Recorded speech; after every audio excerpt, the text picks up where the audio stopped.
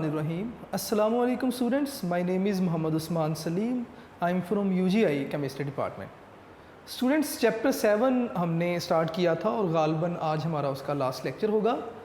और last lecture में हम आज बोर्न हार्बर साइकिल डिस्कस करेंगे। Students, Born Haber cycle discuss करने से पहले हमें अपना जो प्रीवियस लेक्चर था हेस लॉ, उसके बारे में हमें कंप्लीट इन्फॉर्मेशन होनी चाहिए कि हेस लॉ में बताया क्या गया था आपको। हेस लॉ में हमें ये बताया गया कि अगर आप कोई रिएक्शन करवाते हैं और उस रिएक्शन को डिफरेंट रूट्स से कंप्लीट करवाते हैं, यहाँ पे रूट्स मींस ट्रैक, आप डिफरेंट पाथ से मुख्तलिफ तरीक़ों से उस रिएक्शन को कंप्लीट करवाते हैं, तो होगा क्या, तमाम जो रूट्स हैं उन रूट्स की जो इंथाल्पी चेंज होगा, जो हीट इन्वॉल्व होगी, वो हमेशा क्या रहेगी, सेम रहेगी। इसके लिए हमने कुछ एक रिएक्शंस भी किए और उन रिएक्शंस की मदद से हमने हेस लॉ को जो था वो वेरीफाई भी किया। एक एग्जांपल में हमने सोडियम कार्बोनेट वाली एग्जांपल देखी, फॉर्मेशन ऑफ सोडियम कार्बोनेट। यहाँ पे हमने क्या किया, हमने दो डिफरेंट रूट्स लिए और सोडियम कार्बोनेट जो थी वो प्रिपेयर की। हमने देखा कि फर्स्ट रूट से जितना इंथाल्पी चेंज आ रहा है, सेकंड रूट से भी इंथाल्पी चेंज जो है वो उतना ही होगा। -89.08 किलोजूल पर मोल वाली एग्जांपल हमने सॉल्व की थी। इसी तरह फिर हमने कार्बन डाइऑक्साइड वाली एग्जांपल सॉल्व की और यहाँ पे हमने क्या सीखा, हमने सीखा कि बहुत सारे रिएक्शंस ऐसे हैं जिनका इंथाल्पी चेंज डायरेक्टली कैलकुलेट नहीं किया जा सकता। क्यों नहीं कर सकते? देयर आर मैनी रीजंस, मैंने एक्सप्लेन किया था ड्यूरिंग लेक्चर। अगर हम ऐसे रिएक्शंस जिनका इंथाल्पी चेंज हम कैलकुलेट नहीं कर सकते, तो उन रिएक्शंस का इंथाल्पी चेंज हम हेसेस लॉ से कैलकुलेट कर सकते हैं। हमने अब रिएक्शन साइकिल बनाया और एक स्टेप बीच में ऐसा था जिसकी इंथाल्पी चेंज हमें मालूम नहीं थी। हमने हेसेस लॉ अप्लाई किया और इंथाल्पी चेंज जो थी वो कैलकुलेट की। स्टूडेंट्स, ये हेसेस लॉ था। आज हम हेसेस लॉ की एप्लीकेशन डिस्कस करेंगे, which is Born Haber cycle. Born Haber cycle actually it's a mutual effort of two scientist, Born and Haber. इन दोनों ने मिल के ये प्रोसेस या ये अपना लॉ दिया और अपना ये वर्किंग कंप्लीट की। और इस वर्किंग में उन्होंने हेसेस लॉ को ही एज बेस यूज़ किया। तो एप्लीकेशन यानी कि बेस इनकी वर्किंग की हेसेस लॉ है, तो इट मीन्स कि Born Haber cycle Hess's law की ही एप्लीकेशन है। तो आइए स्टूडेंट्स, सबसे पहले हम बोर्न हार्बर साइकिल की जो है वो मेन पॉइंट्स देखेंगे और उसके बाद हम देखेंगे कि हम इसे पढ़ क्यों रहे हैं। तो स्टार्ट हम करेंगे जी आज बोर्न हार्बर साइकिल से।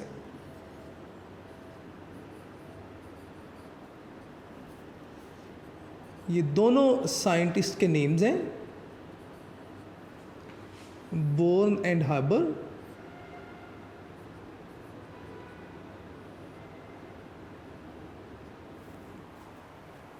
ठीक है। अब बोर्न हार्बर साइकिल की जो बेसिस है, कहते हैं जी कि एनर्जी चेंजेस या हीट चेंजेस या इंथाल्पी चेंजेस, जो भी आप कहना चाहें आप लिख सकते हैं। तो मैं यहाँ पे इंथाल्पी चेंजेस लिखूँगा। कहते हैं जी कि इंथाल्पी चेंजेस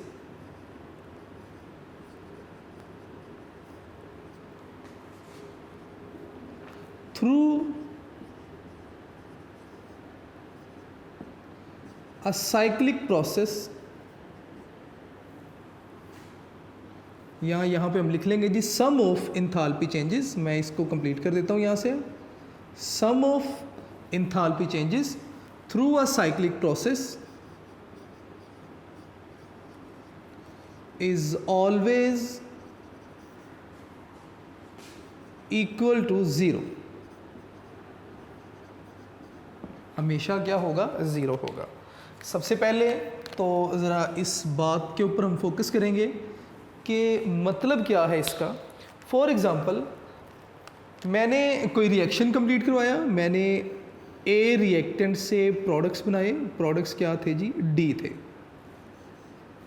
इस दौरान जो इंथाल्पी चेंज था डेट वाज डेल एच। एक रूट तो ये हो गया ए से डी प्रिपेयर करने का। अब मैं ए से डी प्रिपेयर करने का सेकंड रूट लिख रहा हूँ विद ब्लू मार्कर। आप ए से पहले बी प्रिपेयर करेंगे, बी से आप सी प्रिपेयर करेंगे और सी से फिर आप क्या करेंगे, डी प्रिपेयर करेंगे। यहाँ पे जो इंथाल्पी चेंज आया मैं इसे डेल H1 का नाम दे दूँगा, इसे डेल H2 का और इसे डेल H3 का। अगर आप देखें तो ए से डी प्रिपेयर करने के दो डिफरेंट रूट्स हमने यहाँ पे डिस्कस किए। तो according to Born Haber cycle sum of enthalpy changes through a cyclic process. Cyclic process क्यों है, आप इस रूट से भी जो प्रोडक्ट्स हैं वो बना सकते हैं, आप इस रूट से भी इन प्रोडक्ट्स को बना सकते हैं। ठीक है, तो अगर आप देखें तो वो कहते हैं जी कि इस साइक्लिक प्रोसेस में जो सम ऑफ इंथाल्पी चेंजेस है डेल H आपके पास अकॉर्डिंग टू हेस लॉ क्या है, del H equal to del H1 plus del H2 plus del H3। ये तो हेसेस लॉ था। अब अकॉर्डिंग टू बोर्न-हार्बर साइकिल हम क्या करेंगे, अगर हम इन तमाम इंथाल्पी चेंजेस का सम ले लेंगे यानी कि डेल H प्लस ये इस तरफ आएंगे माइनस, और मैं यहाँ पे डायरेक्ट माइनस लिख देता हूँ, minus del H1 minus del H2 minus del H3, इन तमाम का जो सम है वो ज़ीरो है। एक्चुअली मैं इस तरफ लेकर आया, ये माइनस हो गए, लेकिन इन मैथमेटिकल सेंस मैंने इन सबको एडअप कर दिया। या हम इस तरह भी लिख सकते हैं कि summation of del H equal to zero. Students ये जो मैंने सिग्मा का साइन लिखा है यहाँ पे, इट मीन्स समीशन। मैंने इन तमाम इंथाल्पीज़ का सम ले लिया, तो इन तमाम इंथाल्पीज़ का जो सम है वो क्या होना चाहिए, ज़ीरो होना चाहिए। तो आपने देखा कि बोर्न-हार्बर साइकिल में हम हेसेस लॉ को ही यूज़ कर रहे हैं, तो इट मीन्स कि यहाँ पे हम लिख सकते हैं कि इट्स एन एप्लीकेशन या बोर्न-हार्बर साइकिल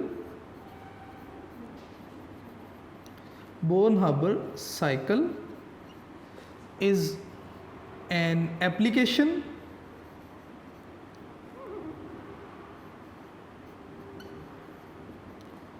किसकी, ऑफ हेसेस लॉ की। कि ये क्या है, ये हेसेस लॉ की ही एप्लीकेशन है। स्टूडेंट्स जो चीज़ें एमसीक्यूज़ में आई हुई हैं मैं मोस्टली उन्हें हाईलाइट कर देता हूँ थ्रू बबल्स, तो ये एमसीक्यू में पूछा गया है, आप इसे अच्छे तरीके से देख लीजिएगा। अब हम बोर्न-हार्बर साइकिल पढ़ क्यों रहे हैं। स्टूडेंट्स बहुत सारे ऐसे बाइनरी आयोनिक कंपाउंड्स जिनकी लैटिस एनर्जी हम कैलकुलेट नहीं कर पाते बाय हमने जो दो कैलोरीमीट्रिक मेथड पढ़े थे, बोम कैलोरीमीटर या ग्लास कैलोरीमीटर से, हम फिर इनडायरेक्ट मेथड से हम क्या करते हैं, लैटिस एनर्जी को कैलकुलेट करते हैं, और इनडायरेक्ट मेथड में हम बोर्न-हार्बर साइकिल ही यूज़ करते हैं। ठीक है, तो मैं यहाँ पे इसकी इम्पोर्टेंस लिखूँगा, use to calculate lattice energy, use to calculate lattice energy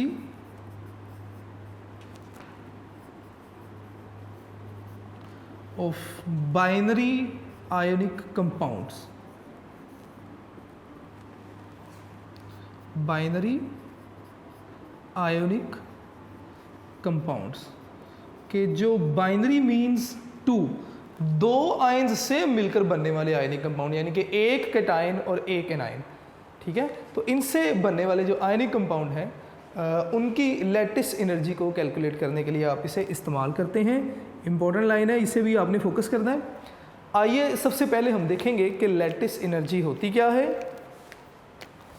let's suppose, ये सबसे पहले इसकी डेफिनेशन देखेंगे हम कि लैटिस एनर्जी की डेफिनेशन क्या है।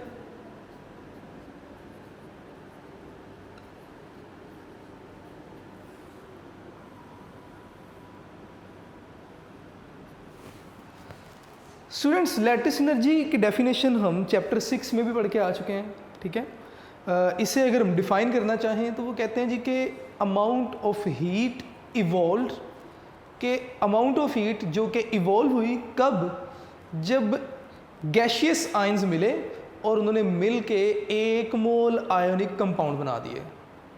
या आप इस तरह भी डिफाइन कर सकते हैं कि अमाउंट ऑफ हीट अब्जॉर्ब्ड कब, जब आपने 1 मोल आयोनिक कंपाउंड को ब्रेक कर दिया, डीकम्पोज कर दिया, किसमें, इनटू गैशियस आयंस। ये जो अमाउंट ऑफ एनर्जी है इसे आप नाम देंगे लैटिस एनर्जी का। यानी कि 1 मोल अगर आपके पास आयोनिक कंपाउंड है तो 1 मोल आयोनिक कंपाउंड को आप ब्रेक करने के लिए जो एनर्जी देंगे वो अमाउंट ऑफ एनर्जी वो आपके पास क्या कहलाएगी, लैटिस एनर्जी कहलाएगी। लेकिन इसमें जो कंडीशन है, कंडीशन ये है कि जो आयोनिक कंपाउंड ब्रेक होगा तो ये ब्रेक होना चाहिए गैशियस आयंस में, यानी कि जो आयंस अलग-अलग होंगे वो गैशियस स्टेट में होने चाहिए, अलग-अलग होने चाहिए।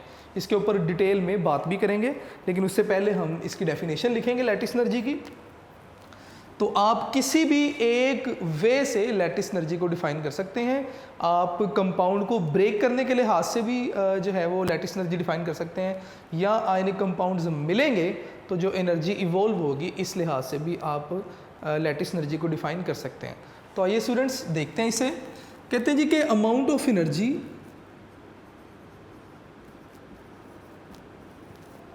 या अमाउंट ऑफ हीट, जो भी आप लिखना चाहें,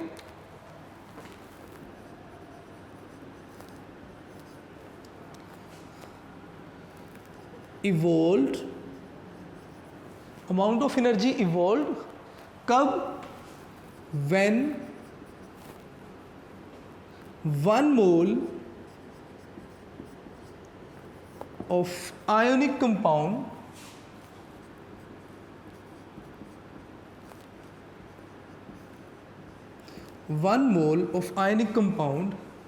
इज फॉर्म, बना कहाँ से, फ्रॉम गैशियस आयंस, या फ्रॉम इट्स गैशियस आयन लिख लेंगे तो ज़्यादा बेहतर है, from its gaseous ions called lattice energy. Definition हम चैप्टर 6 में पहले भी पढ़ के आ चुके हैं, दोबारा से रिवाइज हो गई। इट मीन्स के इम्पॉर्टेंट है, आपने इसे ज़रूर याद करना है अच्छे तरीके से। अब ज़रा हमेशा की तरह डेफिनेशन के ज़रा की वर्ड्स जो हैं उन्हें देख लेंगे। उन्होंने कहा जी कि अमाउंट ऑफ एनर्जी इवॉल्व्ड, ठीक है ना, कि वो एनर्जी जो इवॉल्व हुई कब, जब 1 मोल आयोनिक कंपाउंड जो था वो बना, ठीक है। जो प्रोडक्ट आपके पास बन रही है वो 1 मोल है, कितने आयन से मिलकर बनी ये हमारा कंसर्न नहीं है।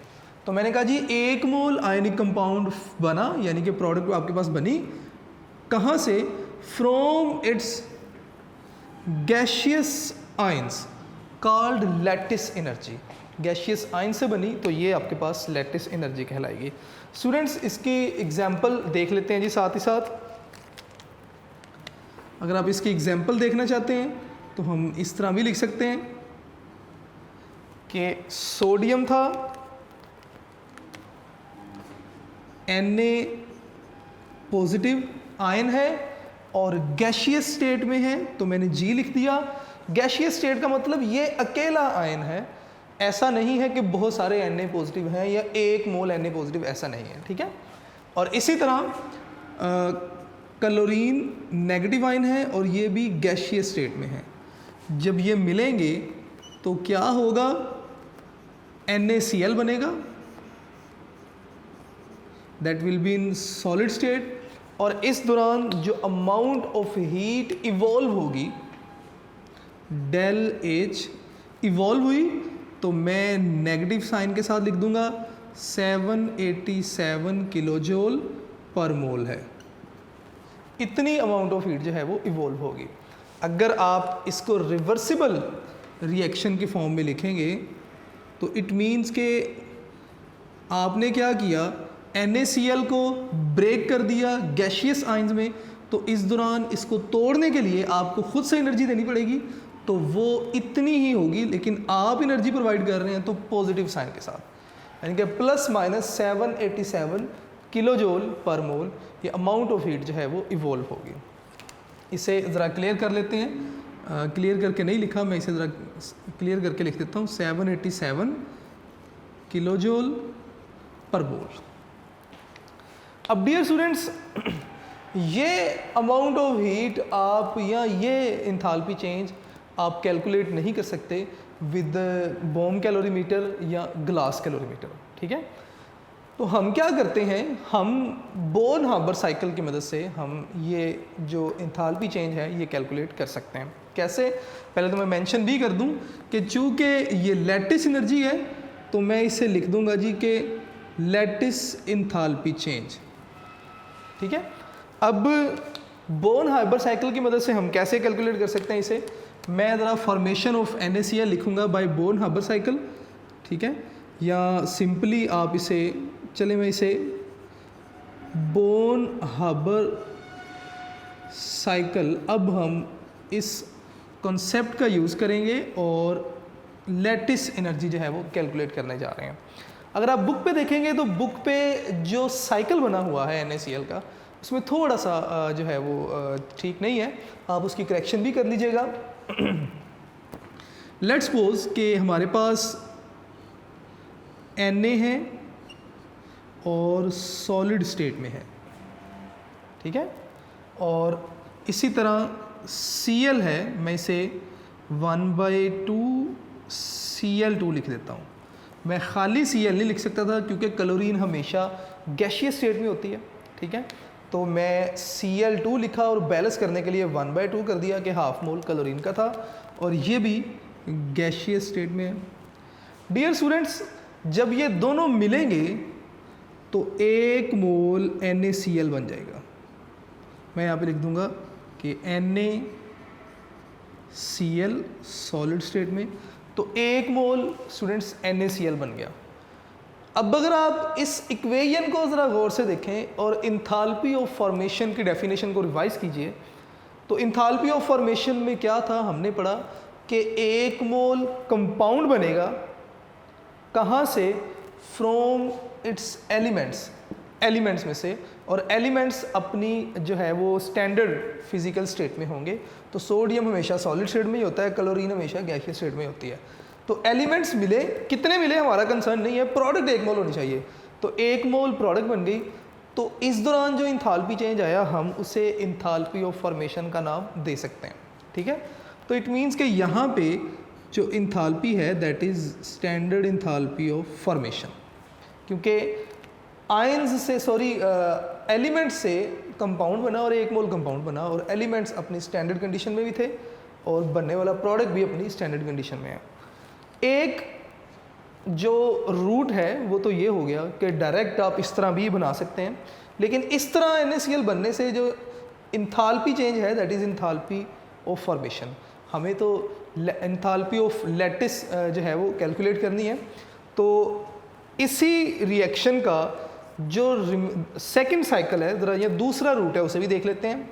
हम क्या कर सकते हैं, सबसे पहले हम इन आयंस को उनके इन एटम्स को उनके आयंस में कन्वर्ट करें इन गैशियस स्टेट। यानी कि अगर हम क्या करें, हम सोडियम को Na पॉजिटिव गैशियस स्टेट में ले जाएं और इसी तरह Cl नेगेटिव गैशियस स्टेट में। अगर आप देखें तो सोडियम सॉलिड स्टेट में एलिमेंटल स्टेट में था, हमने इस एलिमेंट में से एक सोडियम अलहदा किया और उस सोडियम का आयन बनाया इन गैशियस स्टेट। इसी तरह क्लोरीन गैशियस स्टेट में थी, हमने क्लोरीन में से एक Cl नेगेटिव आयन जो था वो सेपरेट किया इन गैशियस स्टेट। तो इस दौरान जो एनर्जी चेंज आया, उस एनर्जी चेंज को हम डेल Hx का नाम दे देंगे। डेल Hx क्यों, मैं इसकी रीज़न भी बताऊंगा अभी। फिर हम क्या करें, इन गैशियस आयंस से अगर हम अपना आयनिक कंपाउंड बना लें तो इस दौरान जो एनर्जी चेंज आएगा that will call del H lattice. अब डियर स्टूडेंट्स, ज़रा डेफिनेशन देखेंगे। उन्होंने कहा जी कि amount of energy evolved when 1 mole of ionic compound is formed कहाँ से? From its gaseous ions. Ionic compound तो बना, अगर मैं यहाँ से देखूंगा तो ये गैशियस आयंस नहीं है, इसलिए ये इंथाल्पी चेंज था, ये लैटिस नहीं था। हाँ, अगर मैं यहाँ से इस तरफ आऊँ तो गैशियस आयंस थे, इन्होंने मिल के क्या किया? NaCl बना दिया, तो इसका मतलब यहाँ पे जो इंथाल्पी चेंज आएगा that is lattice. Dear students, आप इस रिएक्शन को रिवर्सिबल फॉर्म में भी लिख सकते हैं, क्योंकि ये रिवर्सिबल रिएक्शन है, आप इसे इस तरह से भी लिख सकते हैं। अब हमने करना क्या है? हमने लैटिस एनर्जी कैलकुलेट करनी है। अब अकॉर्डिंग टू हेस लॉ एक रूट ये है और एक रूट हमारे पास ये है। इस रूट से जो टोटल एंथैल्पी चेंज है वो इक्वल होगा इस रूट से टोटल एंथैल्पी चेंज, यानी कि del HX plus del HL। ठीक है, तो आइए फर्दर आगे इसे सॉल्व करते हैं, लेकिन उससे पहले मैं ये साइड रिमूव करूँगा। यहाँ पे सिंपल बातें थी, मैंने आपसे कहा जी कि enthalpy change through a cyclic process is always equal to 0। Hess's law के अकॉर्डिंगली ये इक्वेशन बनती है, और बोर्न हार्बर साइकिल को देखना चाहें तो इन सब का सम ले लें तो सम जो है वो 0 के इक्वल होगा। ये एप्लीकेशन थी हेसेस लॉ की, और इसकी मदद से हम बाइनरी कंपाउंड्स की लैटिस एनर्जी कैलकुलेट कर सकते हैं। तो स्टूडेंट्स, यहाँ पर हम अपना रिमेनिंग पोर्शन जो है इस लेक्चर का वो लिखते जाएंगे साथ साथ।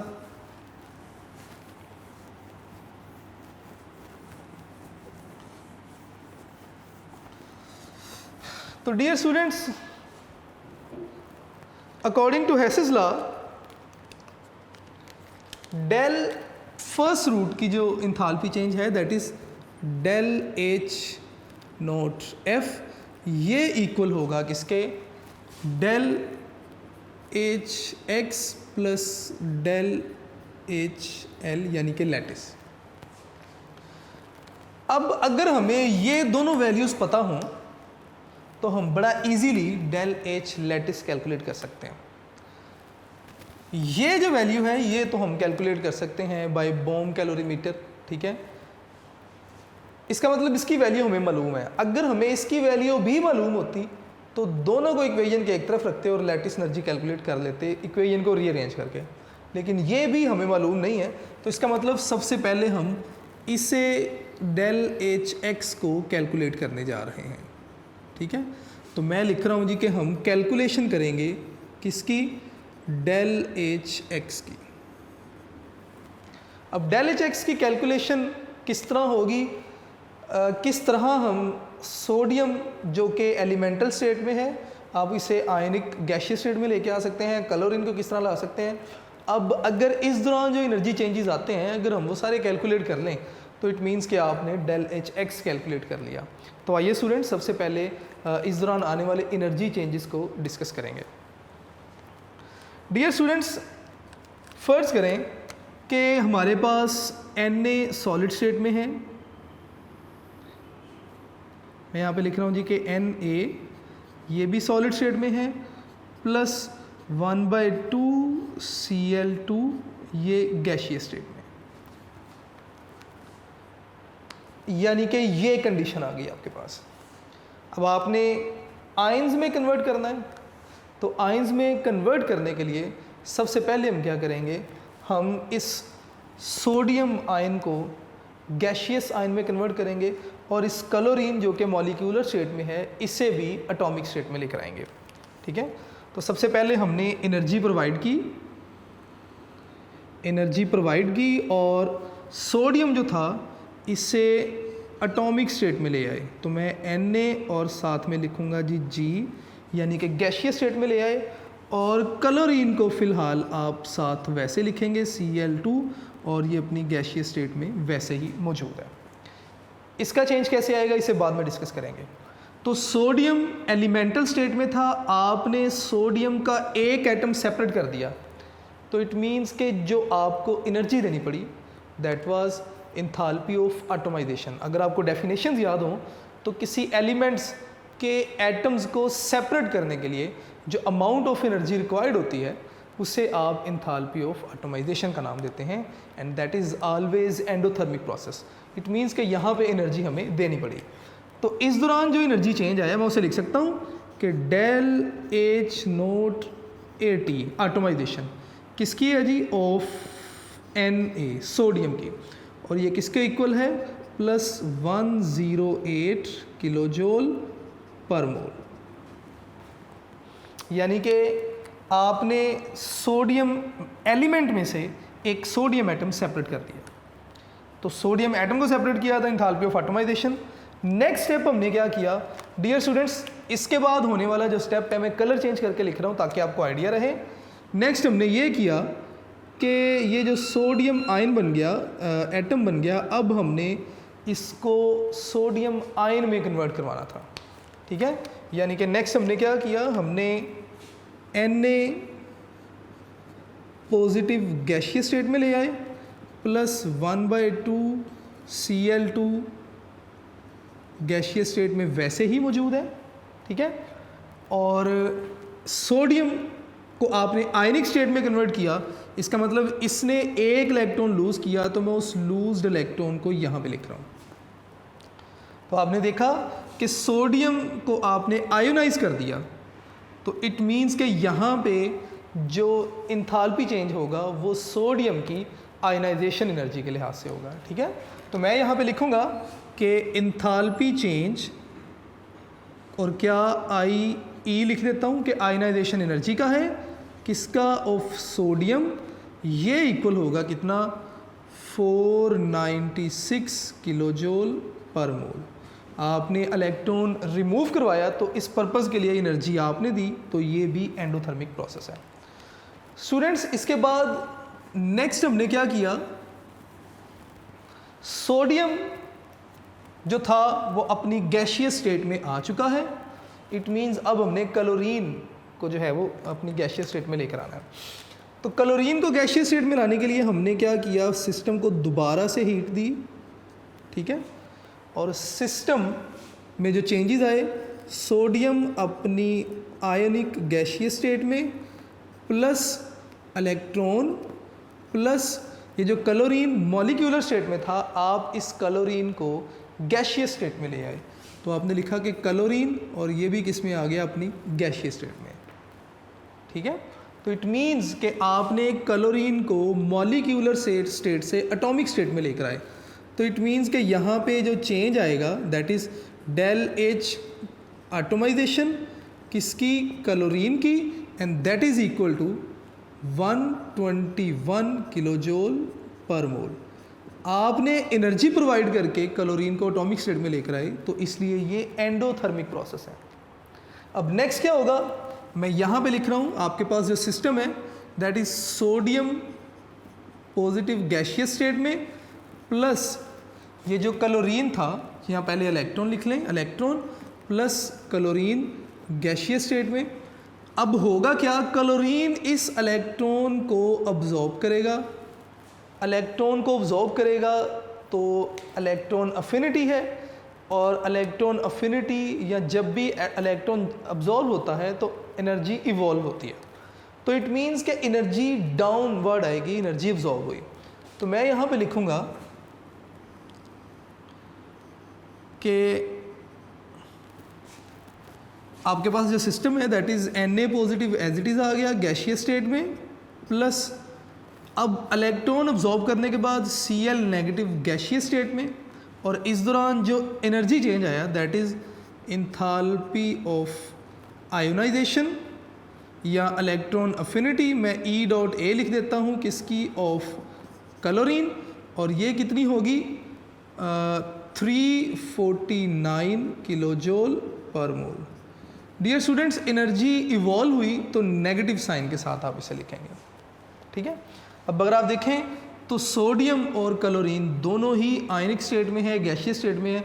अब जब ये दोनों मिलेंगे तो इस दौरान क्या होगा, अमाउंट ऑफ हीट इवॉल्व होगी, ठीक है। और दोनों क्या करेंगे जी, NaCl बना देंगे इन सॉलिड स्टेट, और इस दौरान जो एनर्जी इवॉल्व होगी that is del H lattice, ठीक है। अब हमारा काम क्या है, हमने सॉलिड और क्लोरीन गैशियस स्टेट से शुरू हुए और सोडियम को गैशियस और क्लोरीन को गैशियस आयनिक स्टेट में ले आए। यानी कि अगर आप यहाँ से देखें तो सोडियम सॉलिड स्टेट में था और क्लोरीन गैशियस स्टेट में, मॉलिक्यूलर स्टेट में था।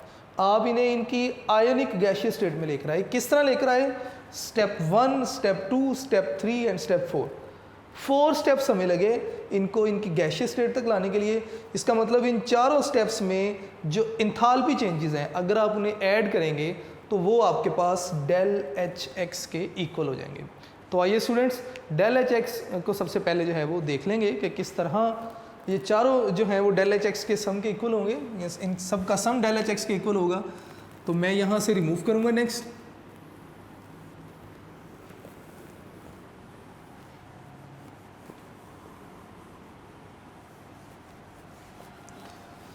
डियर स्टूडेंट्स, मैं रिमूव करने से पहले दोबारा से एक बार रिवाइज कर देना चाहता हूँ कि सोडियम अगर एलिमेंटल स्टेट में, क्लोरीन गैशियस स्टेट में है, तो इनकी फॉर्मेशन से सोडियम क्लोराइड बनेगी। और दोनों आयनिक और गैशियस जो है वो गैशियस स्टेट में नहीं है, इसलिए यहाँ से जो एनर्जी चेंज आ रहा है वो लैटिस एनर्जी नहीं है। ठीक है, तो हमने कहा जी कि लैटिस एनर्जी कैलकुलेट करने के लिए हम सेकंड रूट यूज़ करेंगे। हमने इन सोडियम और क्लोरीन को आयनिक गैशियस स्टेट में कन्वर्ट किया, उसके बाद हमने गैशियस स्टेट से सोडियम क्लोराइड बनाया और यहाँ से जो एनर्जी होगी अकॉर्डिंग टू डेफिनेशन ये लैटिस एनर्जी है। तो हमने कहा कि according to Hess's law del H F यानी कि ये जो रूट है इक्वल होगा इस रूट के एनर्जी चेंजेस के। तो मैंने लिखा जी कि फर्स्ट रूट का एनर्जी चेंज इक्वल है sum of energy changes of second route. अगर हमें डेल एच एक्स पता होता तो हम इजीली लैटिस जो है वो एनर्जी कैलकुलेट कर लेते हैं। तो हमने क्या किया, हमने कहा जी डेल एच एक्स कैलकुलेट करने के लिए हम सोडियम को सोडियम आयन गैशियस स्टेट में लेकर आए। तो अगर आप देखें तो सोडियम सॉलिड से स्टार्ट हुआ था और गैशियस स्टेट तक लेकर आया हूँ। और इसी तरह क्लोरीन गैशियस मॉलिक्यूलर जो है वो मॉलिक्यूल को आप क्लोरीन गैशियस आयन तक लेकर आए। तो क्लोरीन गैशियस स्टेट में, मॉलिक्यूलर स्टेट में था, आप क्लोरीन गैशियस आयन तक लेकर आए। इस दौरान जो एनर्जी चेंजेस आए वो साथ साथ हम लिखते गए। सबसे पहले सोडियम की बात की, सोडियम को एलिमेंटल से एटॉमिक स्टेट में लेकर आए। तो एटोमाइजेशन ऑफ सोडियम 108। फिर सोडियम का एक इलेक्ट्रॉन जो था वो रिमूव करवाया। तो इस दौरान जो एनर्जी थी या इंथाल्पी चेंज था, enthalpy change of ionization energy of sodium, इतनी वैल्यू उसकी। फिर हमने क्लोरीन की बारी आ गई। क्लोरीन को मॉलिक्यूलर स्टेट से हमने लेकर आना था जो है वो एटॉमिक स्टेट में। तो मैंने यहाँ पे लिखा जी क्लोरीन मॉलिक्यूलर स्टेट में थी, आप एटॉमिक स्टेट में ले आए। तो इस दौरान जो एनर्जी चेंज आया वो एटोमाइजेशन ऑफ क्लोरीन 121।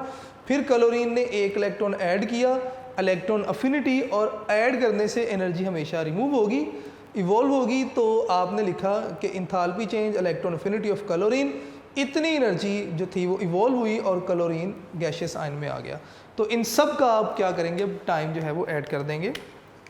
तो मैं इंथाल्पी चेंजेस ऐड करेंगे। तो मैं यहाँ पे लिखूँगा जी कि डेल एच एक्स ये आपके पास डियर स्टूडेंट्स इक्वल होगा डेल एच एटोमाइजेशन किसकी, सोडियम की, फिर plus del H ionization energy किसकी, सोडियम की।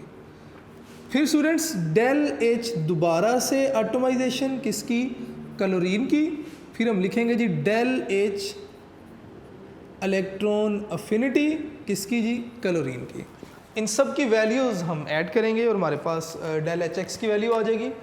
तो डेल एच एक्स आपके पास इक्वल होगा, that was 108 plus 496 plus chlorine के लिए 121 और फिर लास्ट में क्लोरीन की इलेक्ट्रॉन अफिनिटी दैट वाज 349।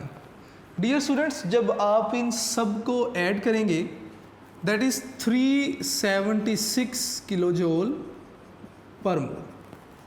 अब हम वापस अपने इस इक्वेशन की तरफ आते हैं। इस इक्वेशन में हमें डेल एच एक्स का भी पता चल गया, डेल एच एफ नोट हमें पता है और लैटिस हमने कैलकुलेट करनी है। इसे अगर हम इक्वेशन ए का नाम दे दें तो मैं यहाँ पे लिखूँगा कि फ्रॉम इक्वेशन ए हमारे पास क्या थी कि डेल एच एफ इक्वल है del H X plus del H lattice. हमने लैटिस कैलकुलेट करना है, बाकी सबको इक्वेशन के एक तरफ ले जाएं। तो डेल एच एक्स जब इक्वेशन के दूसरी तरफ जाएगा तो नेगेटिव साइन के साथ, तो मैं लिखूंगा जी del H F minus del H X, दूसरी तरफ जाके माइनस, ये सारा किसके इक्वल हो जाएगा जी डेल एच एल, यानी कि लैटिस के इक्वल हो जाएगा। अब डियर स्टूडेंट्स जस्ट हम वैल्यूज़ पुट करेंगे, तो वैल्यूज़ पुट करने से हमारे पास जो आंसर आएगा that is del H F हमें पता है दैट इज़ -411 किलोजोल पर मोल। ठीक है, तो वैल्यूज पुट करेंगे that is -411 minus del H X क्या था आपके पास 376, तो 376 आप वैल्यूज पुट करेंगे तो आंसर आपके पास दोनों को ऐड करने से -787 किलोजोल पर मोल। डियर स्टूडेंट्स आपने देखा कि हमने स्टार्ट में भी बता दिया था कि लैटिस एनर्जी सोडियम क्लोराइड के लिए इतनी है, और फिर हमने बोन हार्बर साइकिल को यूज़ करते हुए सोडियम क्लोराइड की लैटिस एनर्जी दोबारा से कैलकुलेट भी कर ली। तो इस तरह बोन हार्बर साइकिल को यूज़ करते हुए आप बाइनरी जो कंपाउंड्स हैं उनकी लैटिस एनर्जी को कैलकुलेट कर सकते हैं। स्टूडेंट्स ये हमारा आज का लेक्चर था। आपने ख़ुद से एक बार ज़रूर इसे लिखना है। अगर आपको कहीं प्रॉब्लम आएगी तो डेल एच एक्स को कैलकुलेट करने में प्रॉब्लम आएगी, आपने सिर्फ ये याद रखना है कि ये हमारा फर्स्ट स्टेप था। इस फर्स्ट स्टेप में आपने सोडियम को एलिमेंटल स्टेट से एटॉमिक स्टेट में लेकर गए और हीट इंथैल्पी ऑफ एटमाइजेशन था। ये हमारा सेकंड स्टेप था। सेकंड स्टेप में आपने क्या किया, सोडियम को जो आप एटॉमिक स्टेट में लेकर आ गए थे, इस सोडियम को आपने आयनिक स्टेट में कन्वर्ट किया, और इस दौरान जो एनर्जी गई वो आयनाइजेशन एनर्जी थी सोडियम की। ये स्टूडेंट्स हमारा थर्ड स्टेप था। इस थर्ड स्टेप में आपने क्या किया, फिर क्लोरीन की बारी आ गई। क्लोरीन को यहाँ से हमने मॉलिक्यूलर स्टेट से एटॉमिक स्टेट में लेके गए, ये हमारा थर्ड स्टेप था। एनर्जी चेंज आया, atomization of chlorine, and that was the fourth step. इस फोर्थ स्टेप में हमने क्या किया, क्लोरीन ने इलेक्ट्रॉन ऐड किया, जो एनर्जी चेंज आया इलेक्ट्रॉन अफिनिटी ऑफ क्लोरीन, और इस तरह फोर्थ स्टेप में हमने डेल एच एक्स कंप्लीट किया। 4 स्टेप्स को ऐड किया, डेल एच एक्स आ गया, एफ नोट की वैल्यू हमें पता थी, और इस तरह हमने क्या किया, बोन हार्बर साइकिल से लैटिस एनर्जी कैलकुलेट कर ली। स्टूडेंट्स आपने अपने लेक्चर नोट्स ज़रूर बनाने हैं, यूनिक नोट्स आपने डियर स्टूडेंट्स ज़रूर देखने हैं। Important short questions MCQs unique notes में मौजूद हैं। तो इंशाल्लाह नेक्स्ट लेक्चर में हम एक्सरसाइज स्टार्ट करेंगे चैप्टर 7 की। अपना ढेर सारा ख्याल रखिएगा। अस्सलाम वालेकुम।